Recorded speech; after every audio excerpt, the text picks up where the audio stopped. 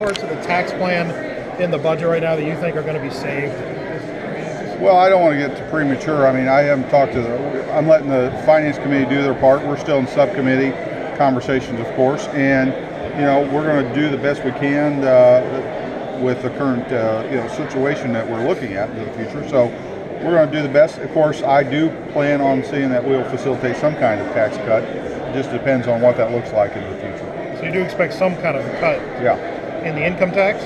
Oh yeah, and I don't anticipate severance tax happening, so that's I'm going to definitely make sure that doesn't come out of that comes out of the budget. But as far as anything else, it's too early for me to really start commenting on what we may or may not do. How much more challenging has the budget cycle? Jim, you always hate that. That's where we're I'm at. curious how much more challenging the budget cycle has gotten with Medicaid, with budget projections continuing to come in below. Can you come up with a balanced biennial budget by June? Oh yeah, we'll have a balanced budget, and again, it's a process. So as time moves on, look, I made a decision. We're working with the administration. I've also told the Senate we're going to stay as close to the governor's numbers as possible, to be as conservative as possible. And over time, as things continue to march on with the budget, we'll reevaluate if things look better and we can do some more. But I think right now we're in a good position. We'll be able to do what we need to do and set the state up for a lot of future success as well, and keeping that foundation of our state really strong. So, do you think that the legislature would be able to come up with the $1 billion or whatever dollars it would need to make up that Medicaid money if the federal government pulls out? I mean, I think, to be frank, that's going to be challenging.